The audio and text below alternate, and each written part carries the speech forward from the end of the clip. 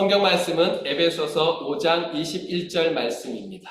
에베소서 5장 21절 우리 다 같이 읽겠습니다. 그리스도를 경외함으로 피차 복종하라. 네. 그리스도를 경외함으로 피차 복종하라. 아주 짧지요. 그래서 기대가 막 되지요. 오늘 설교가 짧겠구나. 네. 짧을 수도 있습니다만은 정말 여러분들하고 함께 나누고 싶은 말씀 안에 꼭 중요한 것들이 있어서 그것을 전하고 싶은 마음이 더 간절합니다. 그래서 여러분 오늘 기대를 하시길 바랍니다. 말씀의 제목은 서로 복종하라, 서로 복종하라입니다. 이 서로 복종하라가 우리의 본성으로는 안 되는 일이라서 성령 하나님께서는 명령하시는 거예요. 서로 복종하라 이렇게 명령하시는 거예요. 네가 복종해라 이렇게 하면 아마 이렇게 마음에 딱 받아들일 수 있을 텐데 우리가 그렇지 못해요. 내가 복종하길 원하는 게 아니라 상대방이 내게 복종하기를 원하죠. 그래서 이 말씀이 딱 와닿지 않아요. 그게 우리 안에 있는 타락한 죄성의 흔적들입니다. 그래서 여러분들과 함께 꼭 나누고 싶은 말씀이 바로 서로 복종하라입니다. 제목을 한번 우리 따라서 해보겠습니다. 서로 복종하라. 서로 복종하라. 서로 복종하라. 서로 복종하라. 여기에 우리가 살 길이 담겨 있습니다. 이것은 성도들만의 살 길이 아니라 모든 인류가 함께 살아갈 수 있는 길이 바로 여기에 담겨 있습니다. 서로 복종하라. 작년인가요? 드라마 나의 해방일지라는 드라마가 있었어요. 아주 인기 있었지요. 그 인기 몰이를 했던 대사가 바로 이것이죠. 날 추앙해요. 날 추앙해요. 이게 우리 사회에 한동안 모든 것들을 이렇게 바꿀 정도로 그래서 대문글에도 추앙 이렇게 쓰고 막 그랬어요. 그런데 저도 이 드라마를 봤는데 드라마를 볼 때 추앙해요, 추앙해요 이 말을 들을 때 굉장히 낯설고 어색했어요. 그거는 이 말은 사실은 이제 사전 속에만 있을지 일상생활에서는 한 번도 사용되지 않는 말이지 않습니까? 이것은 팬데믹으로 말미암아 우리가 당하고 있는 경제와 심리적인 위기 속에서 상처 입은 갈급한 영혼들의 그 마음을 정확하게 보여주고 있다 이렇게 생각합니다. 추앙이라는 말은 높이 받들어 우러러 봄입니다. 사전적인 의미는 정확하게 모르지만 의미들은 우리 다 알고 있죠. 추앙 이렇게 높이 올려보는 그런 거라는 걸 다 알고 있습니다. 그래서 문화 비평가들은 이렇게 실생활에서는 단 한 번도 말해본 적이 없는 이 말, 사전에만 잠들어 있던 이 말을 사용하게 된 거, 많은 사람들이 드라마를 따라서 사용하게 된 것은 을들이 서로의 신도를 자처하면서 서로 치유한다 이렇게 평가했어요. 말이 좀 어렵죠. 세상에 갑이 있고 을이 있잖아요. 여러분은 갑인가요? 을인가요? 갑? 을? 글쎄요. 병까지 가야 되나요? 네. 을들이 많잖아요. 우리 사회에 을들이 많은데 그 을들이 서로의 신도가 되어서 내가 당신을 추앙합니다. 내가 당신을 추앙합니다. 나도 당신을 추앙합니다. 이렇게 말함으로써 서로를 치유하고 있다. 이렇게 평가했습니다. 사람들은 다른 사람들이 자신을 높이 받들어 우러러보길 원합니다. 저와 여러분도 마찬가지죠. 다른 사람이 나를 높이 우러러보는 것, 이것보다 기분 좋은 일이 어디에 있겠습니까? 그래서 길을 쓰고 다른 사람들 위에 높아지려고 합니다. 더 높은 능력, 더 높은 위치, 더 높은 성공을 추구하는 이유가 무엇입니까? 더 높은 자리에서 사람들로부터 추앙을 받기 위해서 그렇습니다. 그것이 자신의 가치를 실현하는 것이라고 생각을 하고 이것이 세상의 사람들 앞에 내어놓는 성공적인 삶의 길, 세상에서 성공한 건 이런 거야. 가장 높은 곳에 살며 가장 높은 것을 추구하며 가장 높은 것을 누리며 살아가는 것. 그래서 다른 사람들이 와 하고 우러러보는 것. 이게 이제 세상에서의 성공적인 삶이다. 그렇게 말합니다. 그러나 성경은 반대로 말합니다. 성경은 우리에게 오늘 뭐라고 말합니까? 서로 복종하라 그렇게 말합니다. 서로 복종하라. 방향이 전혀 다릅니다. 세상은 나를 높여라, 다른 사람 위에 나를 올려라, 그렇게 높아지고 높아져라 그렇게 말하는데, 하지만 성경은 나를 낮춰라, 서로 복종하라 그렇게 말하고 있습니다. 우리를 구원하신 예수님께서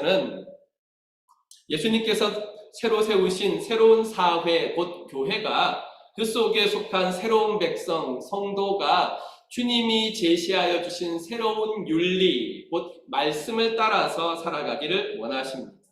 그래서 세상이 생각할 때에는 도무지 내어놓을 수 없는 우리의 삶의 길을 우리에게 제시해 주고 있으며, 또 그것을 가르치셨을 뿐만 아니라 예수님께서는 그 길을 먼저 걸어가셨습니다.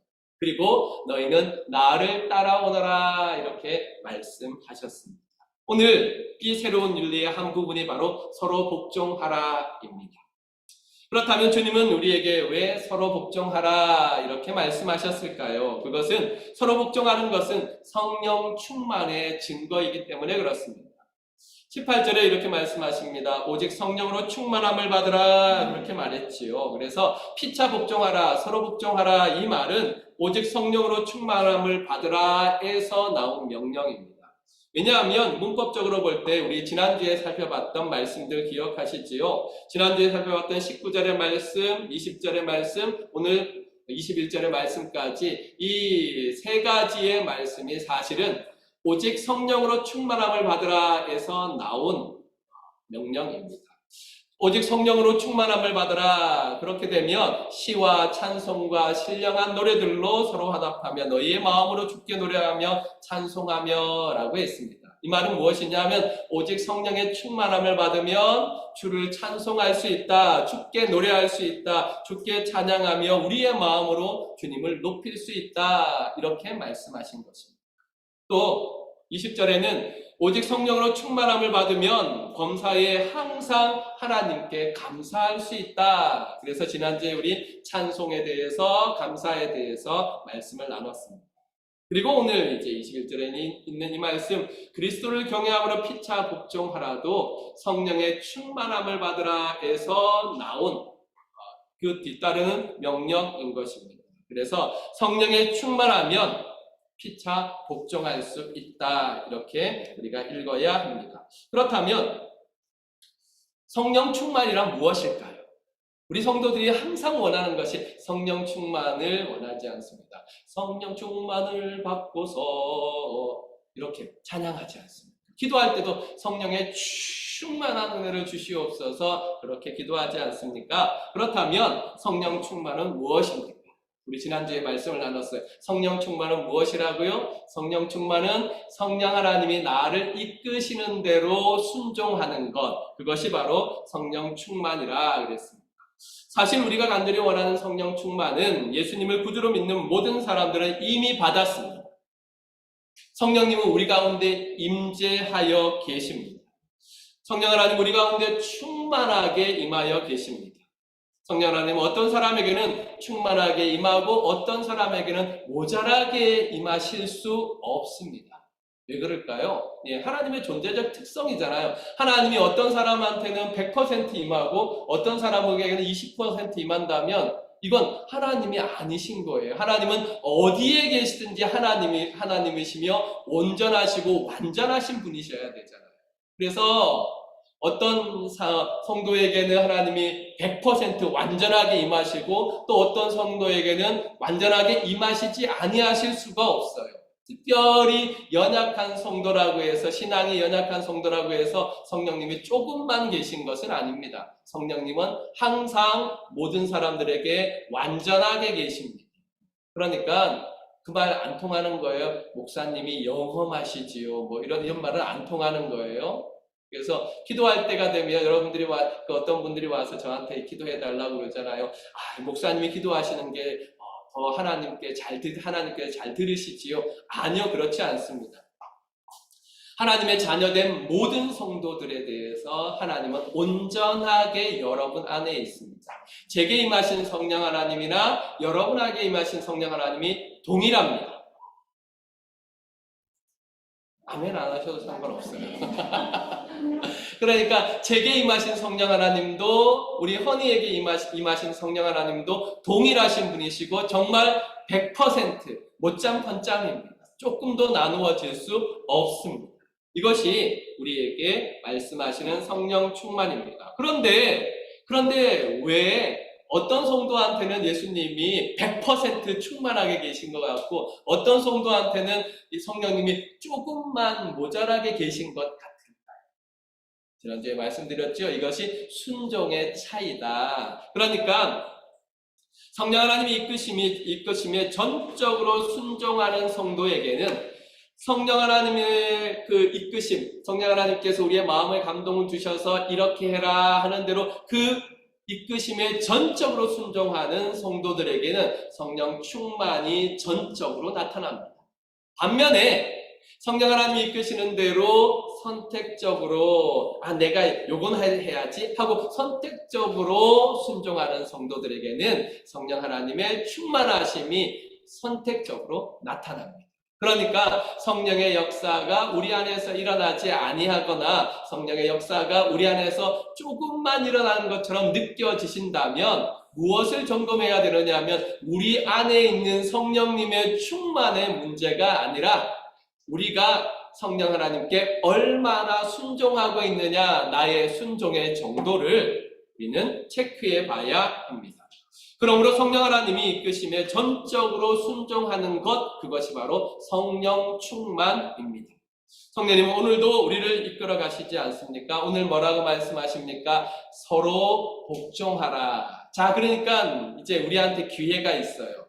성령 하나님의 역사, 성령 하나님의 충만하심이 우리한테 충만하게 나타나려면 서로 복종하라 하시는 이 명령에 내가 전적으로 순종할 때 가능해지는 것입니다. 그러므로 우리는 언제 어디서나 성령 하나님이 내게 말씀하시는 것에 귀를 기울이고 그 뜻에 전적으로 순종하기 위해서 우리의 삶을 그 앞에 드려야 될 것입니다. 성령 하나님께서 우리 안에 충만하게 계신다. 그래서 우리가 성도가 된 겁니다. 성도가 된 거, 우리가 성도가 된 거 다른 걸로 될 수 없습니다. 성령 하나님께서 우리 안에 계시기 때문에. 그래서 고린도서 6장 19절 함께 읽을까요? 시작. 너희 몸은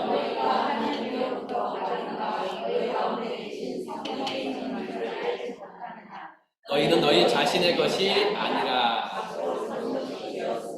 그런즉 너희 몸으로 하나님께 영광을 돌리라.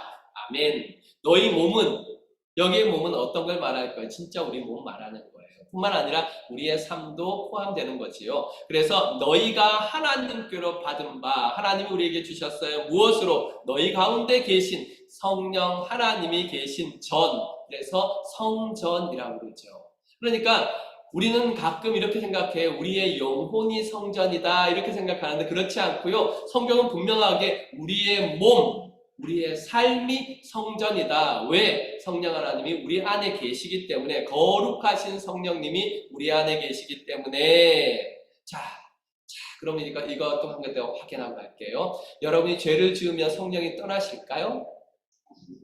성령님께서 집을 비우시고 나 여기 더 이상 못 있겠다.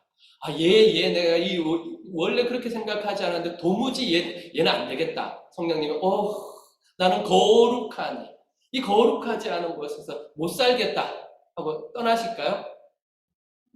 이렇게 말씀드리니까 막 헷갈리죠. 떠나실 것 같기도 한데 아니요. 절대로 안 떠나십니다. 그럼 성령님 뭐 하실까요? 슬퍼하시죠. 근심하시죠. 왜요? 우리 하나님이, 성령 하나님이 구하신 전인 우리가 더러워진 것 때문에 슬퍼하시고 악해진 것 때문에 근심하시고 절대로 포기하지 아니하시죠. 그래서 우리 SF 친구들한테는 제가 성령님은 엄마 같아 그랬더니만 지난번 말했죠. 애들이 갑자기 히스테릭한 반응을 보여서 그래요? 잔소리를 하는 거예요 그럼? 이렇게 얘기하는데 그런 의미에서 엄마가 아니에요. 아버지들은 자식이 잘못하고 막 이렇게 해도 이 자식하고 어떻게 한번 때리고 뭐 이렇게 해서 성질을 내고 말지만 엄마는 안 그래요. 엄마는 어떻게 해요? 끝까지 매달리지. 절대로 난 너 포기하지 못해. 못해. 난 너와 함께 할 거야. 너 이것을 바꾸기 전까지 절대로 난 너 안 떨어질 거야. 그래서 엄마는 항상 꽉 자녀들을 붙잡고 있지. 그 나쁜 것만은 아니에요. 그 사랑 때문에 자녀들이 살아가는 거죠. 포기하지 않는 엄마 사랑 때문에 기억하고 자녀들이 살아가는 것이죠. 그래서 사실은 인류가 이렇게 유지되는 데에는 그 어머니의 사랑이 굉장히 중요한 역할을 합니다. 성령 하나님이 그래요. 성령 하나님이 우리를 절대로 포기하지 아니하시고 슬퍼하시면서까지도 우리 안에 계시며 근심하시면서까지 우리 안에 계시며 또 어떻게 하신다고요? 우리가 빌 바를 알지 못할 때, 곧 하나님 앞에 나아가서 하나님 나 잘못했어요 하지 못할 때, 하나님 이거 어떻게 해결할지 모르겠어요, 정말 하나님 도와주세요 하고 하나님 앞에 회개하고 간구하지 못할 때 성령 하나님 어떻게 하신다고요? 말할 수 없는 탄식 가운데 우리를 위하여 기도하신다. 그렇게 말씀하셨습니다. 성령 하나님은 절대로 우리를 떠나지 아니하십니다. 믿으시길 바랍니다. 그래서 성령 하나님이 떠나시지 아니하시는 것은 우리가 성령님의 소유예요. 소유권이 성령님 안에 있어요. 그래서 절대로 우리를 떠나지 않아요. 그래서 너희는 너희 자신의 것이 아니라 그랬어요. 그럼 무슨 말이에요? 너희는 너희 자신의 것이 아니라 누구 거란 이야기예요?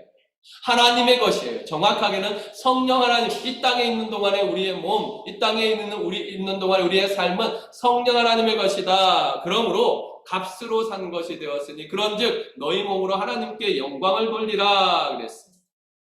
이것이 우리가 가슴에 딱 담아야 되는 말씀입니다. 우리가 그렇게 우리의 본성과는 다르게 우리의 본성으로는 서로 복종할 수 없는 본성을 가지고 있지만 우리의 본성과 다르게 서로 복종하며 살아간다면 그것이 우리가 하나님의 성령 하나님의 인도하심에 순종하는 것이며 성령 충만의 증거가 되는 것입니다.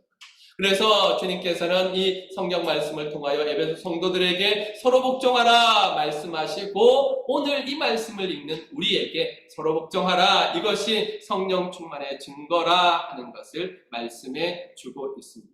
성령 하나님께서 우리에게 말씀하시는 그대로 그리스도를 경외함으로 피차 복종하며 살아갑시다. 이것이 우리 안에 계신 성령님을 따라가는 길이며 세상은 우리를 나를 높이며 살아라 할지라도 우리는 우리 안에 계신 성령 하나님께 복종하여 하나님의 말씀을 따라서 서로 복종하며 살아가야 할 것입니다.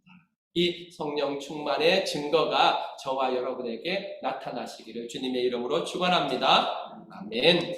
두 번째, 서로 복종하라는 것은 왜 서로 복종하라고 그랬느냐 하면 이것은 창조의 원리이기 때문에 그렇습니다. 창세기 2장에 보면 하나님께서 사람을 지으신 것을 다시 한번 설명합니다. 1장에서 이제 사람을 지으실 때 하나님의 형상과 하나님의 모양으로 지었다 이렇게 말씀하시고 난 다음에 2장에서 부연 설명으로 사람의 창조에 대해서 말씀하실 때 남자와 여자로 만드시는 과정을 보여주고 있는데 2장 20절에 보면 아담이 돕는 배필이 없으므로 그랬습니다. 아담이 돕는 배필이 없으므로 하나님께서는 어떻게 하시느냐? 22절 이하에 여호와 하나님이 아담에게서 취하신 그 갈빗대로 여자를 만드시고 그를 아담에게로 이끌어 오시니 아담이 이르되 이는 내 뼈 중에 뼈요 살 중에 살이라 이것을 남자에게서 취하였은즉 여자라 부르리라 하니라 이렇게 말씀하셨습니다. 하나님께서 아담에게서 하와를 창조하셨다 하는 기록을 보여주고 있습니다. 하나님께서는 사람 곧 아담을 하나님의 형상을 따라 고귀하게 만드셨습니다. 그래서 세상의 모든 것들을 다스리게 하셨습니다. 그런데 아담에게 모자람이 있었어요. 신기하지 않아요? 왜 아담에게 모자람이 있었을까? 하나님께서는 이것을 다 준비하신 거예요.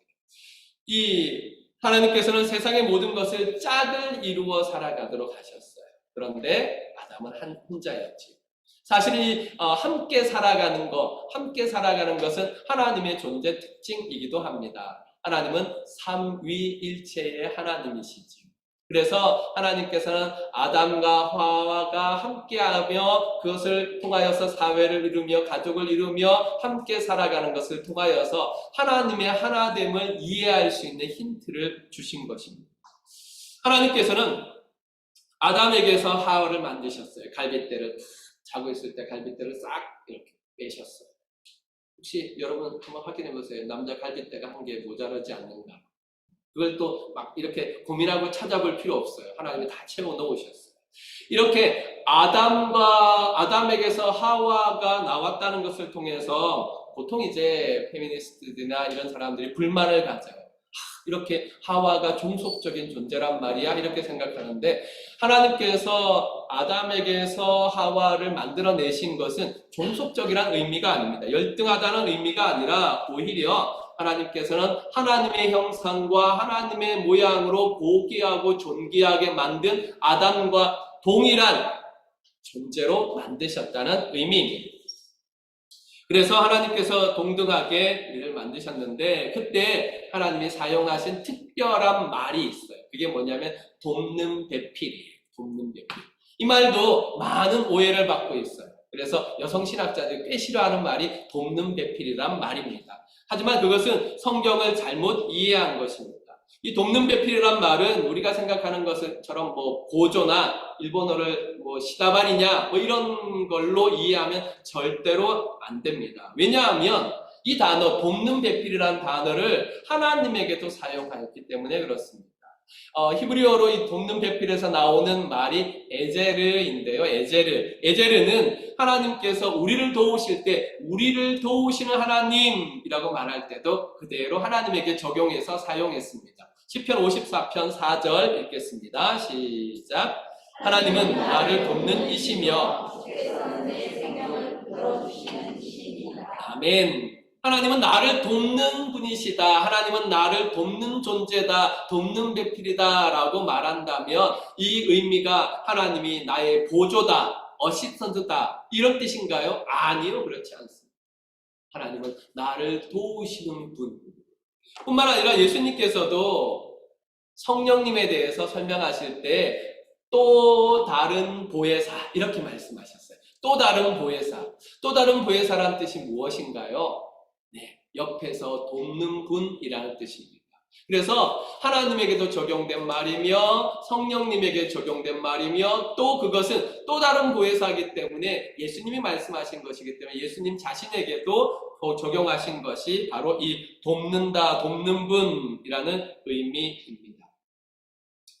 뿐만 아니라 이 돕는 배필은 사실은 하와에게만 적용되는 말이 아니라 아담에게도 적용되는 말입니다. 하나님께서는 아담과 하와가 서로 돕게 만들었습니다.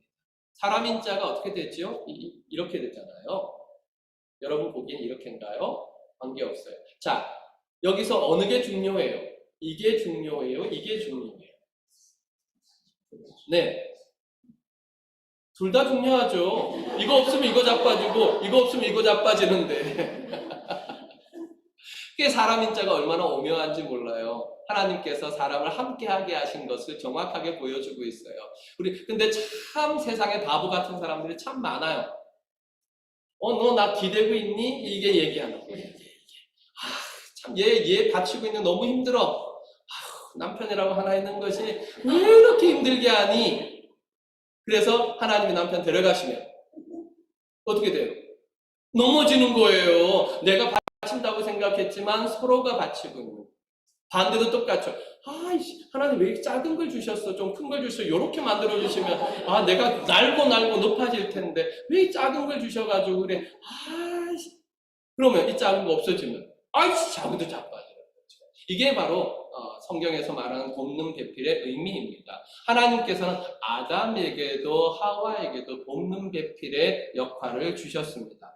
하나님께서는 이 돕는 배필을 통하여서 아담과 하와가 서로 돕고 복종함으로써 하나님이 주신 세상을 아름답게 다스려 하나님이 원하시는 대로 갖고 가기를 원하셨습니다.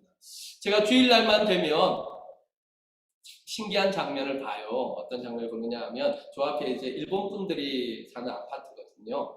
그 아파트 앞에 주일날 아침만 되면 열심히 뭘 하나 숙여가지고 막 이렇게 솔질하는 분이 있어요.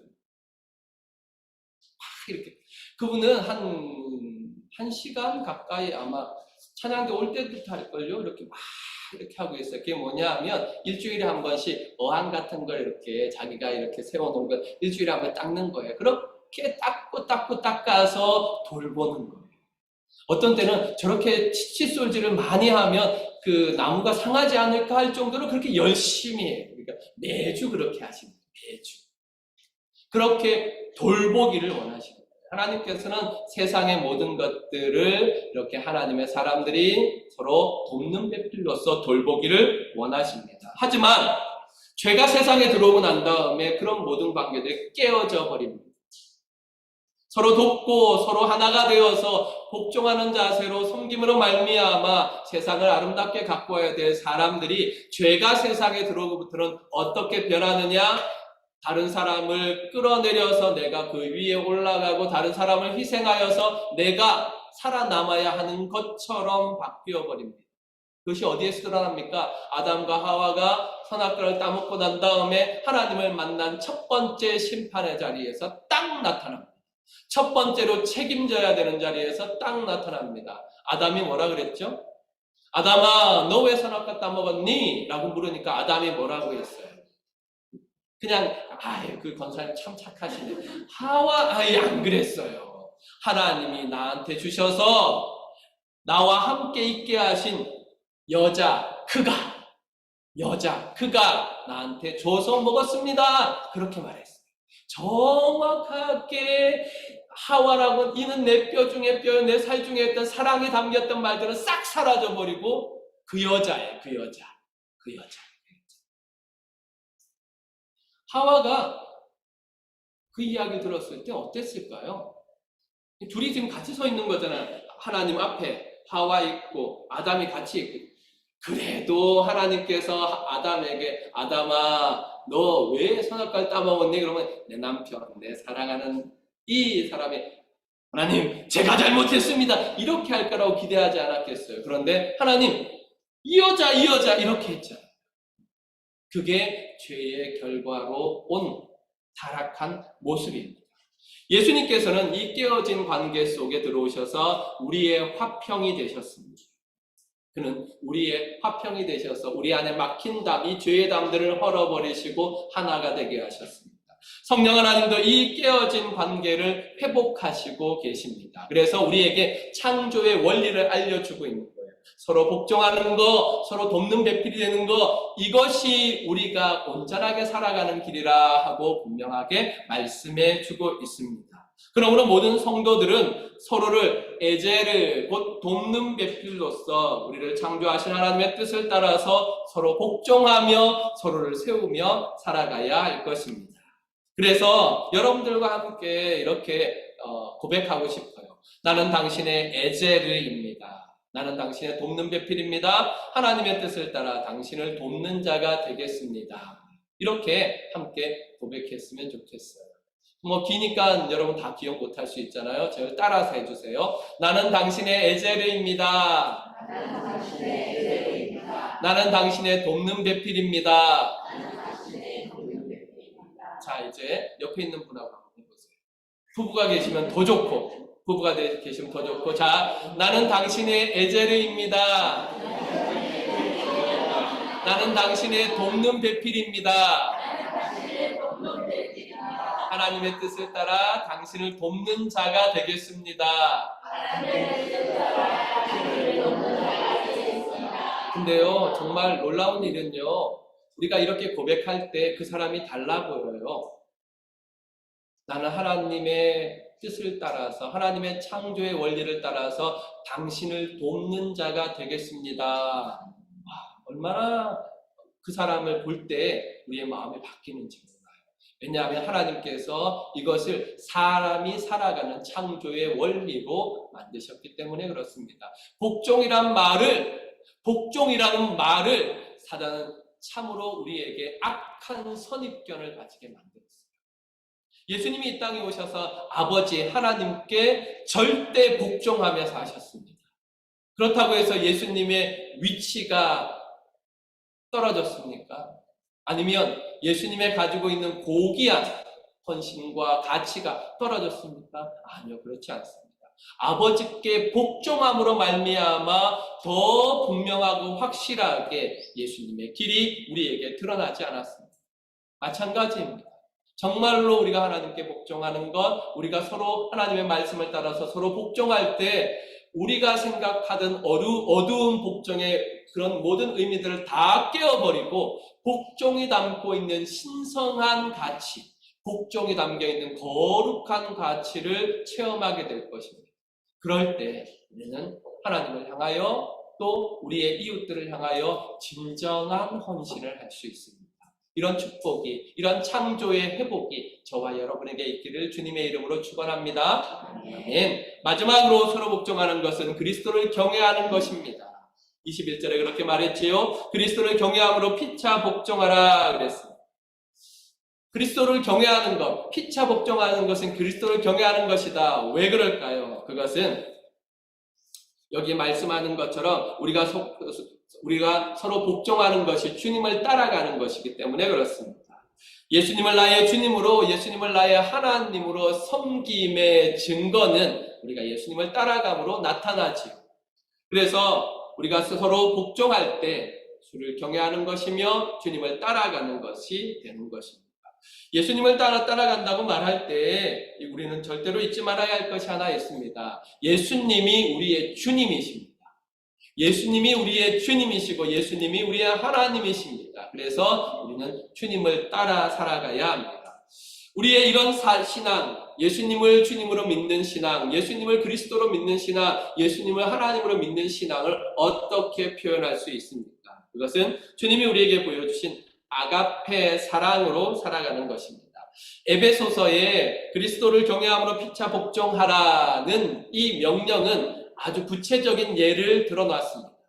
3가지나 들어놨어요. 그래서 22절부터 시작해서 33절까지는 부부관계에서 피차 복종하는 것이 무엇인지, 서로 복종하는 것이 무엇인지 말씀해 주셨고, 6장 1절부터 4절까지에서는 부모 자식 간의 관계에서 서로 복종하는 것이 무엇인지 말씀해 주셨고, 6장 5절로 9절까지는 종과 상전과의 관계에서 피차 복종하는 것이 무엇인지 말씀해 주셨습니다.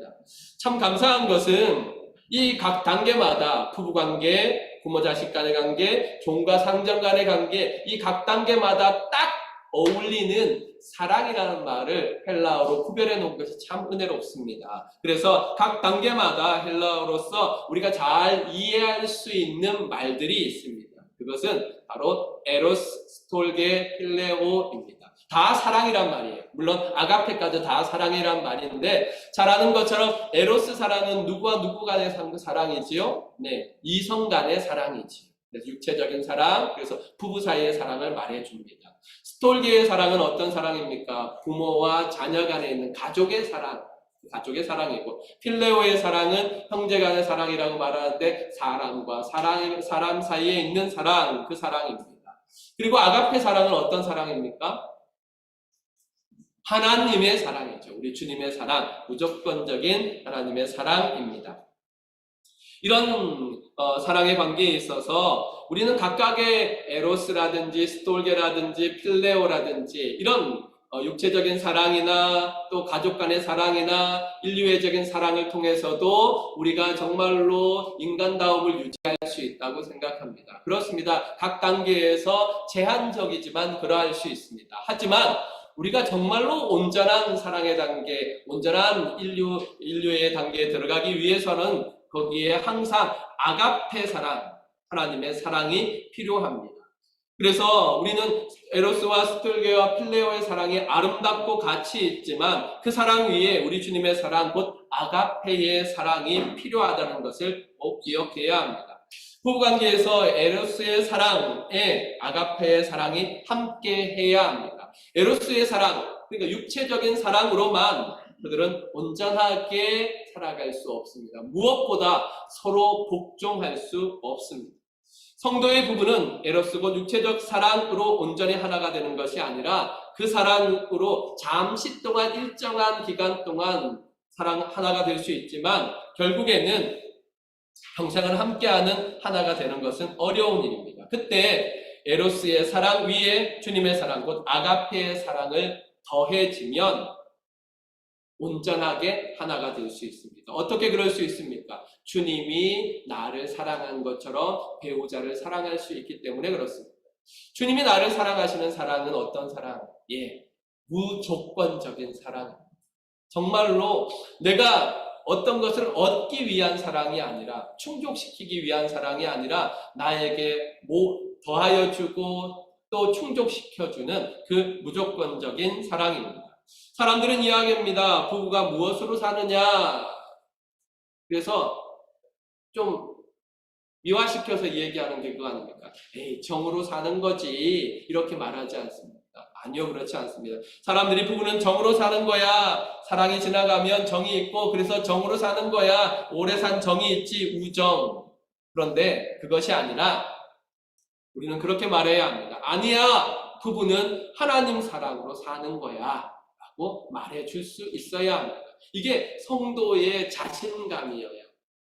성도는 이것을 체험해야 합니다. 우리가 부부간의 사랑, 그 에로스의 사랑과 또 정, 이런 것으로 살아가는 것이 아니라 그 위에 하나님의 사랑, 주님이 나를 사랑하신 것처럼 그런 희생적인 사랑으로, 섬김의 사랑으로 살아가는 거야 라고 고백할 수 있어야 합니다. 이것은 부부간의 사랑뿐만 아니라 스톨게의 사랑, 곧 가족 간의 사랑에도, 필레오의 사랑, 우리 이웃과의 사랑에도 그대로 적용됩니다. 아가페의 사랑과 함께하는 스톨게의 사랑이 부모 자식 간의 관계를 온전하게 합니다. 아가페의 사랑과 함께하는 필레오의 사랑이 이웃과의 관계를 온전하게 합니다. 다시 말하면 우리가 알 수 있는 사랑으로는 부부관계도 온전하게 지켜나갈 수 없고, 부모 자녀 간의 관계에도 온전하게 이끌어 나아갈 수 없고, 이웃과의 사랑과도 온전하게 이끌어 나아갈 수 없는 한계성이 있다는 사실을 늘 기억해야 합니다. 거기에 그것을 해결할 수 있는 유일한 길은 아가페의 사랑, 주님의 사랑이 들어갈 때 우리는 온전한 사랑을 이루어 갈 수 있습니다. 그러므로 성도는 우리 주님이신 예수 그리스도의 십자가 사랑을 따라서 배우자를 사랑하고 부모님과 자녀들을 사랑하고 이웃들을 사랑해야 합니다. 자, 그러면 한번 적용을 해봅시다. 어떻게 적용하겠습니까? 우리가 우리 남편을 볼 때, 우리 아내를 볼 때 어떤 눈으로 봐야 되느냐 하면 바로 주님의 사랑의 눈으로 봐야 하는 것입니다. 마치 내가 주님으로부터 사랑을 받아서 내 죄의 용서를 받고 구원을 받은 것처럼 주님의 사랑으로 우리의 배우자를 봐야 합니다. 또 우리 자녀들을 바라볼 때, 우리 부모님들을 바라볼 때도 마찬가지입니다. 우리 가족들, 형제자매들을 바라볼 때도 마찬가지입니다. 주님의 사랑으로 바라봐야 합니다.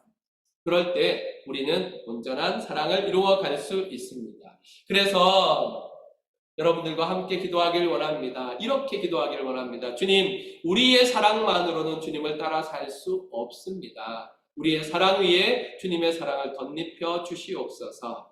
우리의 연약한 사랑을 주님의 사랑으로 온전하게 하옵소서. 이렇게 기도하고 싶습니다. 우리 함께 읽으면서 기도합시다. 주님, 우리의 사랑만으로는 주님을 따라 살 수 없습니다. 우리의 사랑 위에 주님의 사랑을 덧입혀 주시옵소서. 우리의 연약한 사랑을 주님의 사랑으로 온전하게 하옵소서. 이렇게 우리 주님을 경외함으로 서로 복종함으로 그 안에서 주님의 사랑을 실천해 나아가시기를 주님의 이름으로 축원합니다. 사랑하는 성도 여러분, 날 취향해요, 추앙해요 할 때 그 밑에 자막이 뭐로 나왔느냐면 월신리로 나왔어요. 그러니까 나를 예배해 주세요, 그런 말이잖아요. 마치 사단이 하와를 유혹할 때 그 말이 생각납니다. 하나님을 떠나라, 그러면 네가 하나님처럼 될 거야, 네가 하나님처럼 높아질 거야, 그렇게 사탄은 유혹했습니다. 언제나 말씀드리는 거지만 사탄은 절대로 네가 내 말을 들으면 망해라고 말하고 유혹하지 않습니다. 사탄은 항상 네가 내 말을 듣기만 하면 너는 하나님처럼 높아질 거야, 그렇게 우리를 속입니다. 이 말은 에덴 동산에서도 유효했고 오늘 우리 시대에도 유효합니다. 우리 시대는 누구든지 내가 높아진다는 말에 혹하지 않을 사람이 누가 있겠습니까?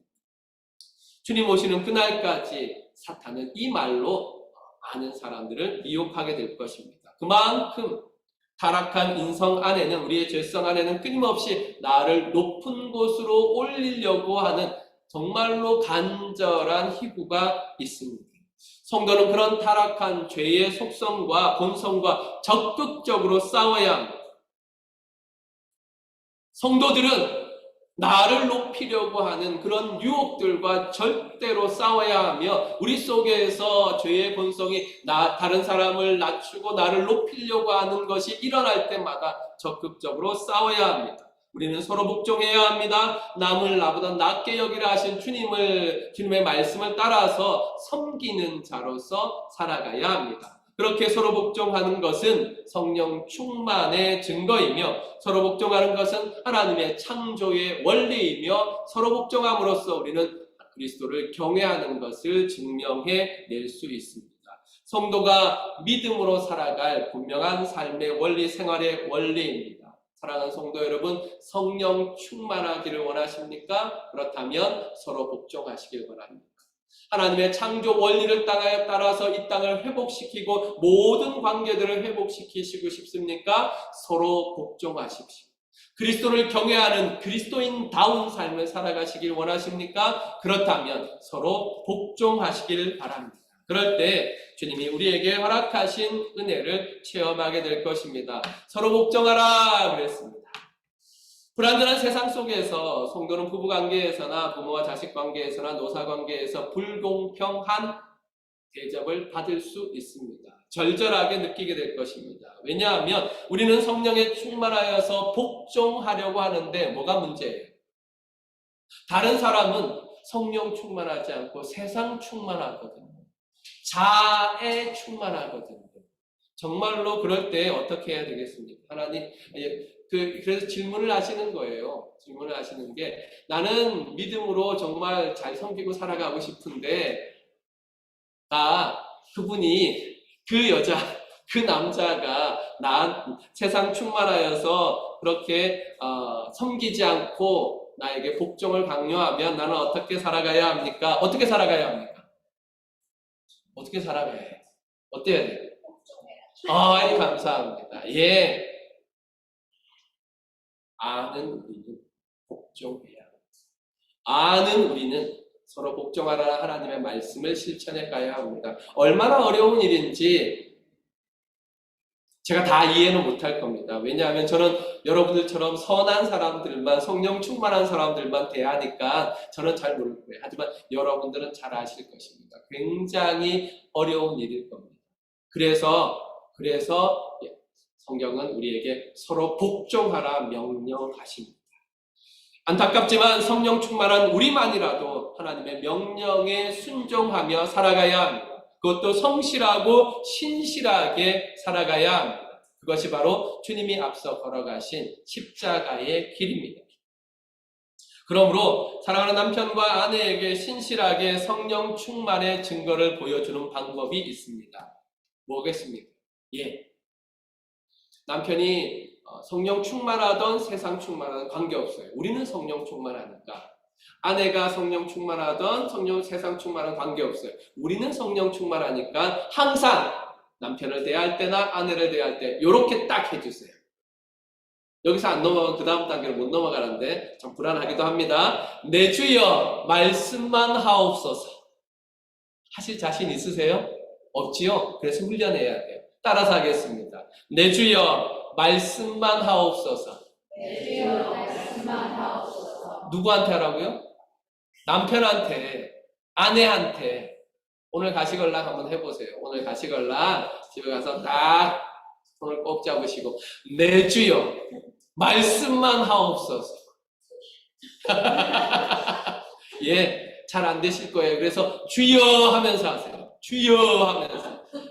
아버지 도와주세요. 성령님 도와주세요. 예수님 도와주세요 하면서 꼭 해보세요. 손을 꼭 잡으시고 내 주여 말씀만 하옵소서. 제가 처음에 말씀드렸죠. 성령 충만은 순종에 있다. 순종하면 성령 충만의 역사가 나타난다.